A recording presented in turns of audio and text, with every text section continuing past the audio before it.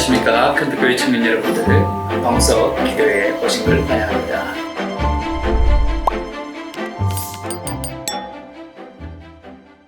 안녕하십니까. 큰빛교회 청년 여러분들, 방석 기도회 신학 강좌 시간이 왔습니다.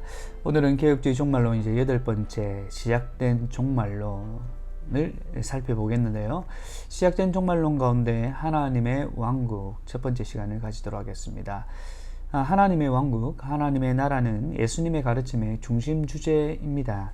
따라서 제자들의 전도와 가르침의 중심 주제이기도 합니다.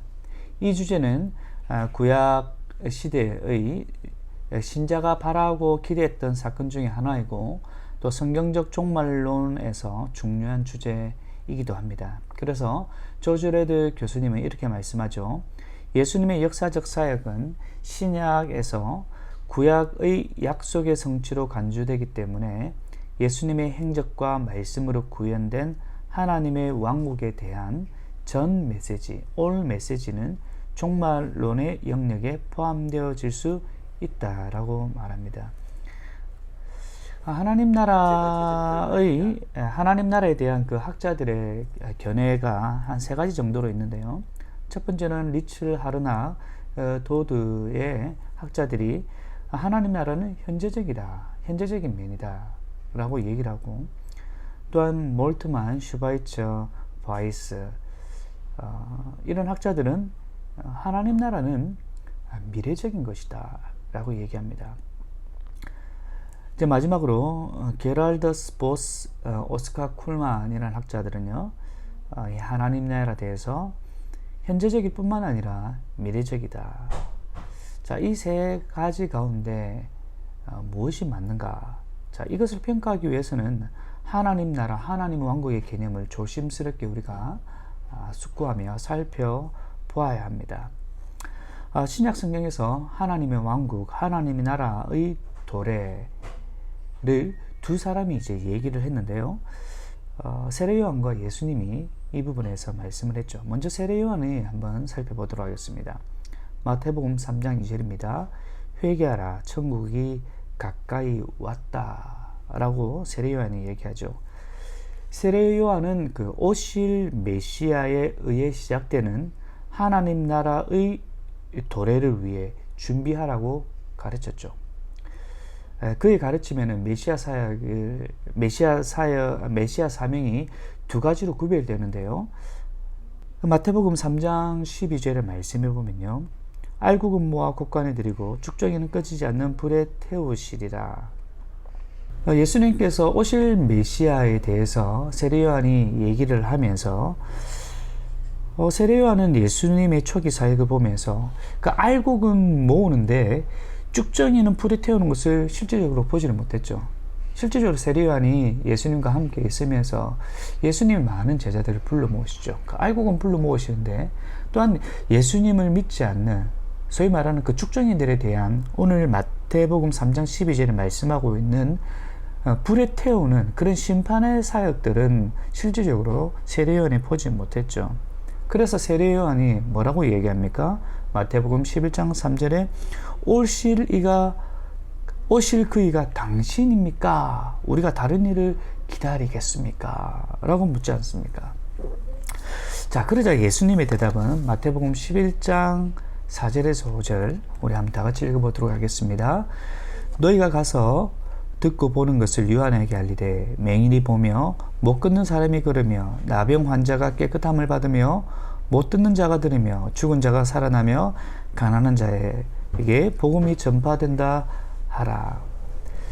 그 심판의 단계, 세례 요한이 처음에 오실 메시아, 그 하나님 나라에 대한 부분들을 살펴보았을 때 예수님의 사역은 알곡은 모으고 뿐만 아니라 쭉정이는 불에 태우는 그런 사역, 예수님께서 하나님 나라가 도래했을 때 이 사역이 반드시 일어난다고 생각을 했지만은 예수님께서는 심판의 단계는 후에 오게 된다라고 말씀을 하시죠.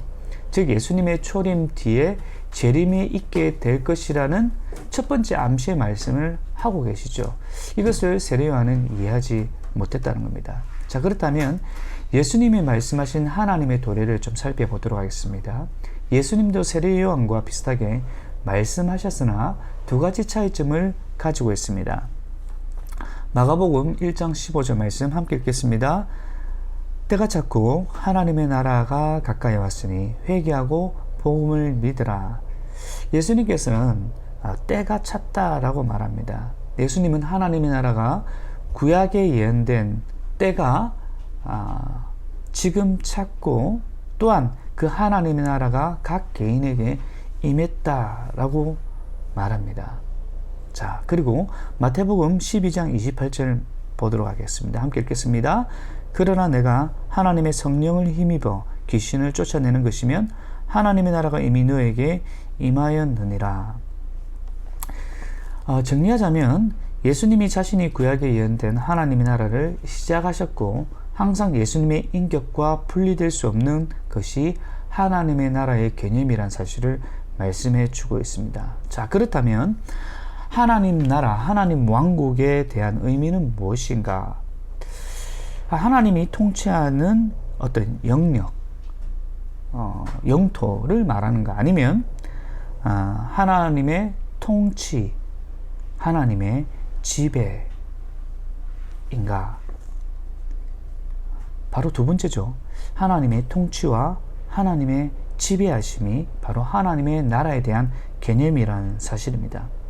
하나님의 나라는 맞아요. 그리스도 예수를 통해 인류 역사 속에서 동적으로 활동하는 하나님의 통치 사역으로 우리는 이해를 해야 합니다. 하나님 나라의 목적은 무엇인가?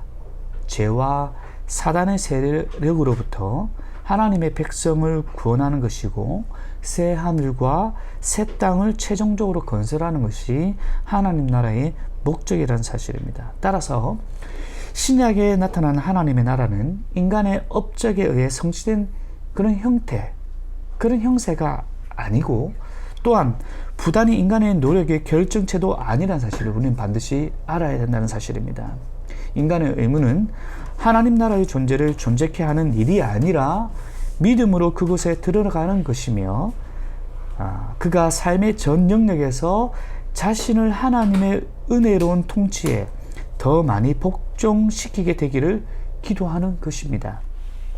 덧붙여 말하자면 하나님의 나라는 긍정적인 측면과 부정적인 측면을 함께 포함하고 있는데 그 나라를 받아들이고 믿음으로 그곳에 들어가는 자들에게는 구원이요 그것을 거절하는 자들에게는 심판을 의미한다는 사실입니다.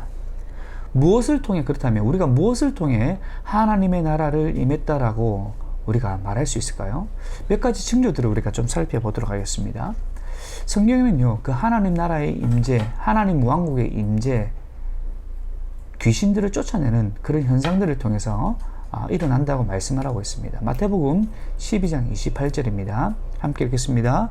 내가 하나님의 성령을 힘입어 귀신을 쫓아내는 것이면 하나님의 왕국이 이미 너희에게 임했다.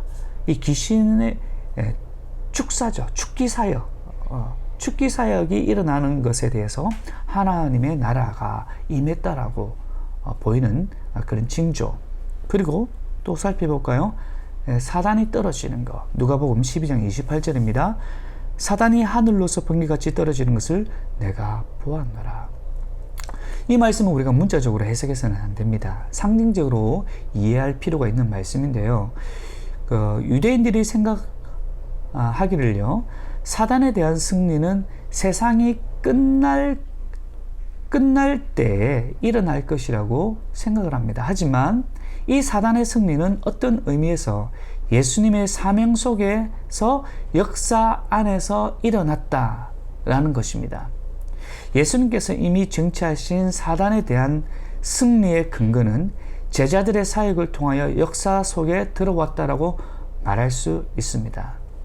예수님의 계속된 사역 동안에 계속 역사하고 있었기 때문에 사단에 대한 승리는 비록 결정적으로 쟁취되었다 하더라도 아직 최종적 승리가 아니라는 것입니다.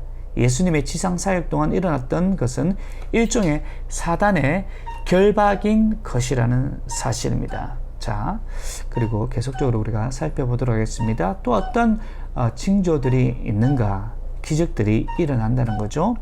마태복음 11장 4절에서 5절입니다. 너희가 가서 듣고 보는 것을 요한에게 구하되 소경이 보며 안전뱅이가 걸으며 문둥이가 깨끗함을 받으며 귀머거리가 들으며 죽은 자가 살아나며 가난한 자에게 복음이 전파된다 하라. 이러한 기적들은 단지 표징일 뿐입니다. 왜냐하면 모두가 다 병을 낳은 것은 아니거든요. 또한 기적적으로 병을 낳았지만 다시 죽어야 했던 것이죠. 잠정적인 하나님의 현현, 잠정적인 하나님의 모습이 나타나는 것이죠. 최종적인 하나님의 왕국, 하나님의 나라를 표시하고 있지 않다는 사실을 우리는 기억해야 합니다. 또 한번 볼까요? 복음의 전파입니다. 누가복음 10장 20절입니다. 그러나 귀신들이 너희에게 항복하는 것으로 기뻐하지 말고 너희 이름이 하늘에 기록된 것으로 기뻐하라. 그리고 죄사함의 부여.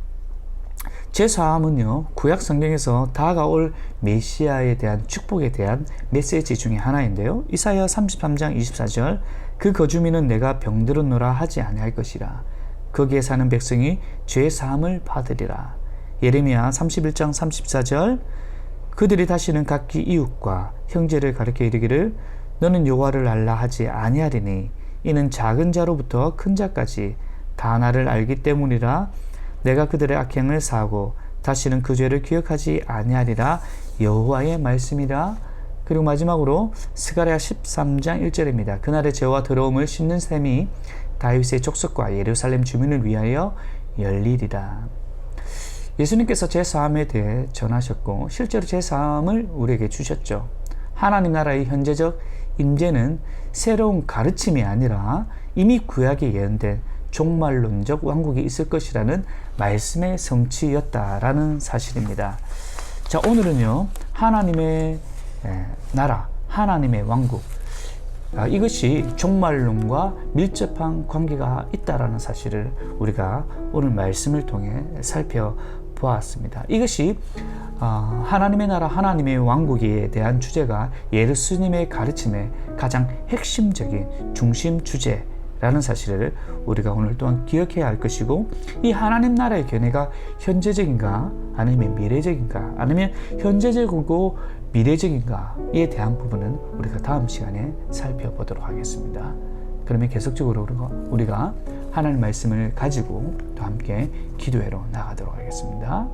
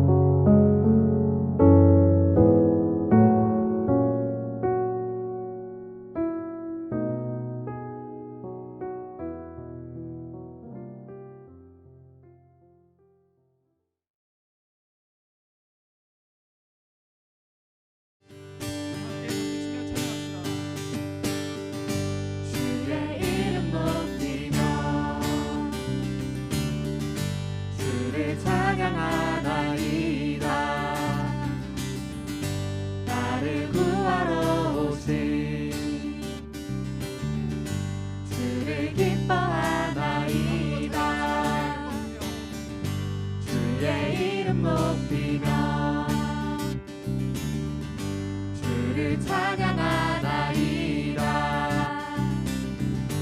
나를 구하러 오신 주를 기뻐하나이다. 하늘 영광 버리고 이 땅 위에 십자가를 지시고 제사 했네. 무덤에서 일어나 하늘로 올리셨네. 주의 이름 높이리. 하늘 영광 버리고 이 땅 위에 십자가를 지시고 제사했네. 무덤에서 일어나 하늘로 올리셨네. 주의 이름 높이리.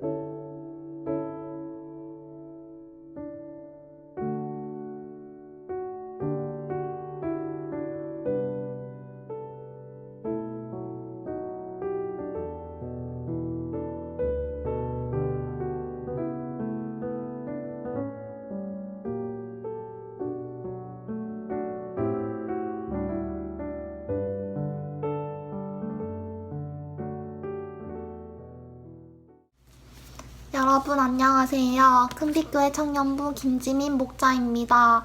저는 어떤 주제로 나눌 것인가에 대해 생각하던 와중에 최근에 극동방송에서 들었던 말씀을 함께 나누고자 합니다. 여러분과 함께 나눌 말씀은 잠언 3장 11절에서 31절입니다. 잠언 3장 11절 말씀부터는 징계에 대한 말씀이 나옵니다. 우리에게 모두나 살면서 예상하지 못한 어려움과 낙심하게 되는 일이 닥치곤 합니다. 저는 그럴 때마다 그 상황을 바라보기보다는 상황을 넘어서 주관하시는 선하신 하나님을 생각하게 해달라고 기도하려고 노력하는 것 같습니다. 그렇다면 징계를 주시는 이유는 무엇일까요? 말씀을 통해 징계에 대해서 함께 살펴보자면 징계는 사랑하시기에 주시는 것이고 징계로 연단받은 자에게는 의와 평강의 열매가 맺어진다고 합니다. 그리하여 우리는 주의 징계하심을 경히 여기지 말고 낙심하지 말라는 말씀으로 위로를 얻을 수 있습니다. 징계로 모든 것을 가져가시는 이유는 하나님 나라와 의를 주시기 위해서입니다. 하나님을 주시기 위해서 하나님 없이 아무것도 아니라는 것을 알려주기 위해서입니다.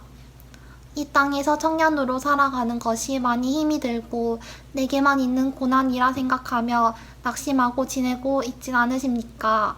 오늘 함께 나눈 잠언 말씀을 기억하면서 하나님만을 주시기 위해 우리에게 주시는 상황과 환경임을 함께 깨달을 수 있었으면 좋겠습니다. 마지막으로 3장 13절 말씀을 다룰 것인데요. 지혜 얻는 자와 명철 얻는 자는 복이 있나니 지혜는 진주보다 귀하니 비교할 수 없도다. 진주와 은을 구하기 위해 달려가는 것보다 지혜, 지식의 근본인 하나님을 경외하는 큰빛 청년부가 되었으면 좋겠습니다. 오늘 나눈 말씀을 기억하면서 교회와 청년부와 목장을 위해 함께 기도하도록 하겠습니다. 기도하시겠습니다.